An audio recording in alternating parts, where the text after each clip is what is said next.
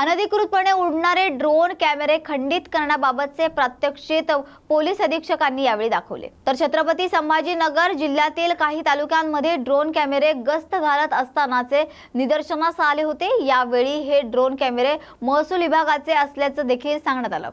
तर काही drone कॅमेराद्वारे recce करत असल्याचा देखील संशय केला जात होता।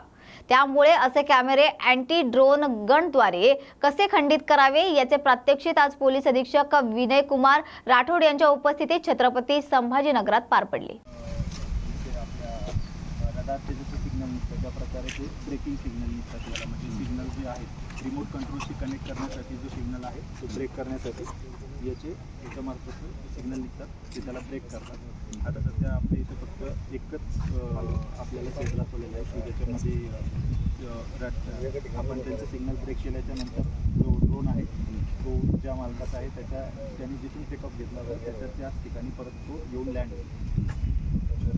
या ठिकाणी त्याला ती कमांड दिल्याच्या नंतर मग पुढे आणि समजा तो मूव्ह करायचा, आता समजा ह्याच्याकडे आहे तो करतोय, तो मूव्ह करायचा प्रयत्न करतोय, त्याला आपण एकाच ठिकाणी होल्ड करण्याची सुद्धा कमांड होऊ शकतो। कारण उद्या बेसिक हे आहे की एखाद्या थर्ड पार्टीचं कोणाचा एखादी ड्रोन आहे आणि तुम्ही असा कमांड दिला की पुन्हा त्याच्याकडे गेला तर मग आपल्या ताब्यात नाही येणार। म्हणजे आपल्याला डिटेक्शन करायचं, पुढे त्याला ताब्यात घेऊन कार्यवाही करायची किंवा तोपर्यंत ठीक। अच्छा, दुसरी गोष्ट तो होवर करत राहील एका ठिकाणी। Yes sir. आणि जोपर्यंत बॅटरी त्याची संपत नाही तोपर्यंत तो होवर करणार मग खाली।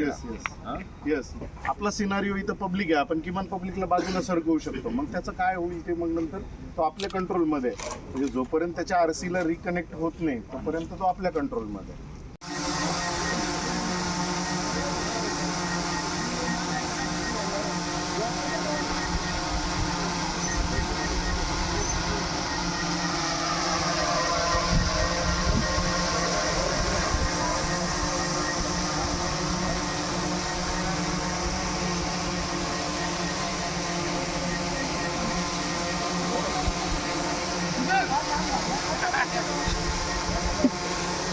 थोडे समोर येऊ शकता?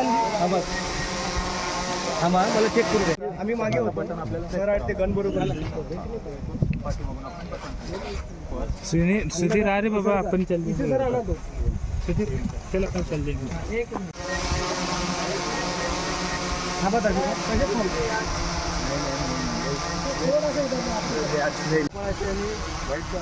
हा हा हा हा